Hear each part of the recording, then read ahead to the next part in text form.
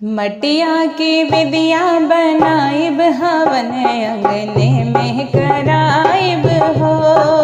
मटिया की विदिया बनाइब हवन अंगने में कराइब हो। गैया के गोबरा से अंगना लिपाइब हो। गैया के गोबरा से अंगना लिपाइब। फुलवा से अंगना सजाइब हवन अंगने में कराइब हो। फुलवा से अंगना सजाइब हवन अंगने में कराइब हो।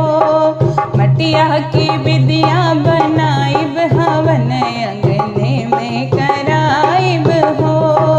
मलिया से जाके फुलवा ले आइब। मलिया से जाके फुलवा ले आइब। रची रची विदिया सजाइब हवन अंगने में कराइब हो। रची रची विदिया सजाइब हवन अंगने में कराइब हो। मटिया की विदिया बनाइब हवन अंगने में कराइब हो। सोने के दिया कपूर के बाती। सोने के दिया कपूर के बाती।